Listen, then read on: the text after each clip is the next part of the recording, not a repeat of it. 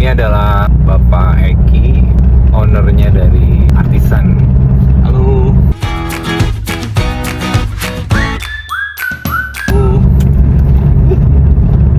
Oke. Ini mau ngapain, Pak? Kita mau ke Bekasi. Kita mau datangin salah satu partner bisnis kita ke Mustika Jaya di Bekasi. Jadi beliau ini yang pegang distributor atau distribusi produk kita namanya Artisan untuk wilayah Kabupaten Bekasi dan Kota Bekasi. Oke. Artisan. Cerita dikit deh. Artisan itu barang apa sih? Seperti apa mulainya gitu? Oke, Artisan, kita kalau ngomongin Artisan harus flashback dulu. Kita harus kembali ke tahun 46. Jadi ketika itu nenek saya, orang tuanya ayah saya namanya Susi, beliau memulai berjualan tembakau dari Boyolali. Jadi waktu itu beliau jualan tembakau digendong pakai tampah atau keranjang yang ada di bumbu itu.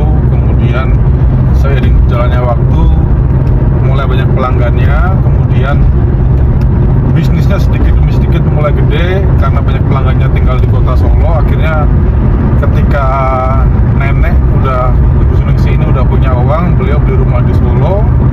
Kemudian bisnis semakin berkembang lagi ke pasar-pasar kota Solo, kemudian eks-karesidenan kota Solo kayak Sragen, kemudian Boyolali juga, Sukoharjo, Wonogiri juga disuplai.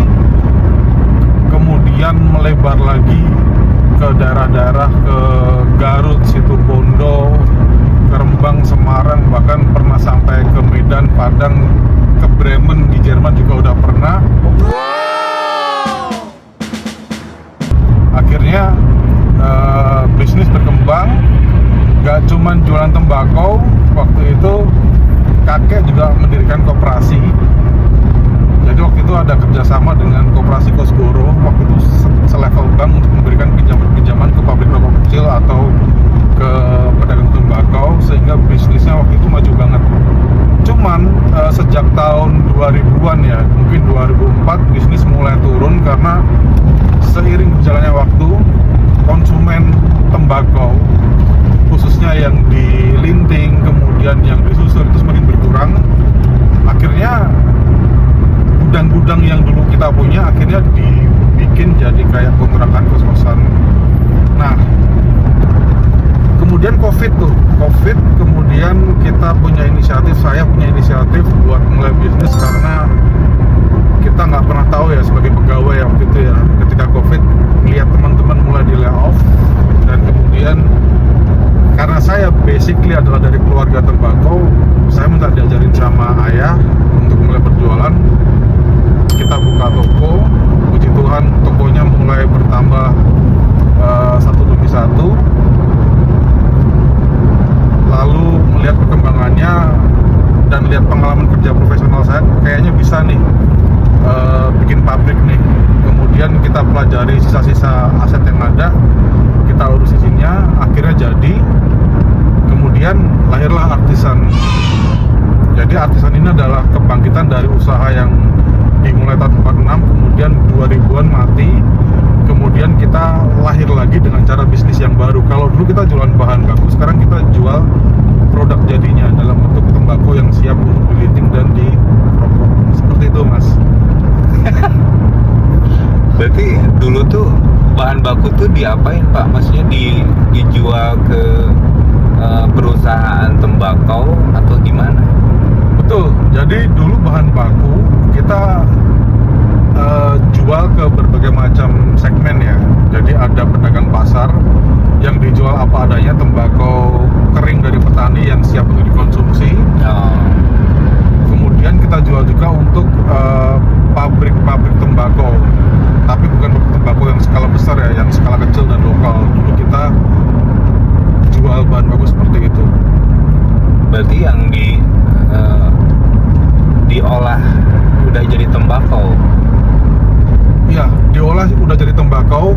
dan alami, belum ada kandungan cengkeh dan sausnya. belum dicampur cengkeh gitu ya. Betul. Sedangkan artisan ini adalah tembakau yang sudah dicampur dengan bumbu rokok, saus, cengkeh dan lain-lain sedemikian rupa sehingga bisa langsung dikonsumsi, dilinting dulu kemudian dikonsumsi sebagai pengganti rokok.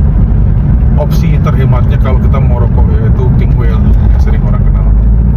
Nah, berarti artisan ini salah satu eskalasi dari bisnis awal yang tahun 40 itu ya. Betul mas, betul. Dari menjual bahan baku, ini produknya diolah sendiri jadi bahan jadi. Betul. Jadi waktu Ibu Suningsih dan ayah saya masih aktif di bisnis, sebenarnya kita lebih banyak menjual bahan baku ke pabrik kecil dan konsumen langsung, jadi pedagang pasar. Jadi core bisnisnya dua itu, dan semakin kesini semakin tidak ada pasarnya kan, baru kemudian naik lewat COVID itu, naik lewat COVID, kemudian kita lihat peluang dan kita mulai bikin artisan. Artisan ini sebenarnya produk baru ya? Betul, produk baru. Artisan itu kita kembangin dari awal 2023, kemudian kita rilis di Oktober 2023, kemudian sekarang sudah ada 13 kerjasama di level keagenan dan distributor baik di Jawa maupun di luar Jawa.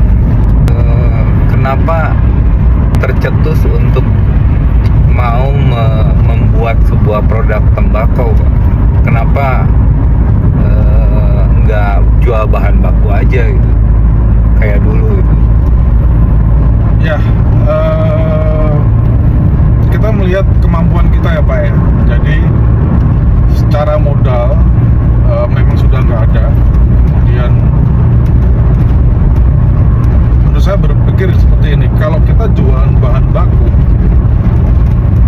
kita ini bukan petani, kita nggak punya pertanian. Artinya kita bergantung dengan petani lain, kemudian kita hanya sebagai perantara antara petani dan konsumen, baik itu pabrik atau konsumen langsung. Sedangkan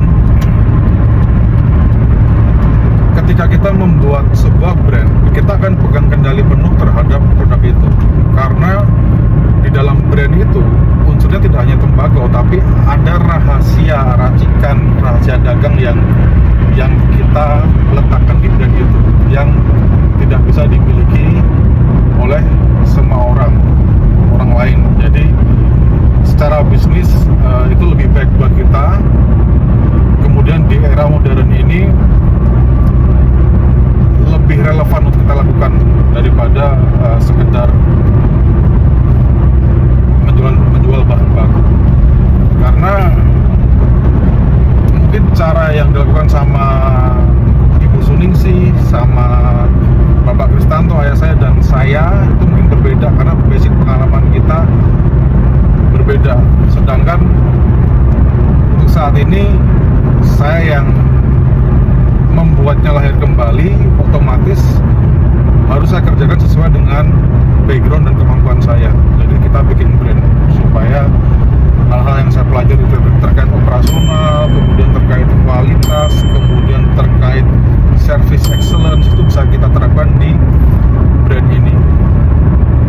Jadi itulah kenapa saya ambil pilihan untuk membuat brand dan tidak lagi menjual bahan baku, karena saya percaya ketika ada brandnya, suatu saat bisnis ini akan dihargai bukan karena besarnya aset secara fisik, tapi dari brandnya itu. Sehingga ketika brand ini berhasil, kita akan membuat produk-produk turunannya, kita juga harapannya bisa berhasil juga seperti itu. Dan ketika membuat brand ini, saya senang banget dengan yang namanya teamwork dan kolaborasi, Pak. Jadi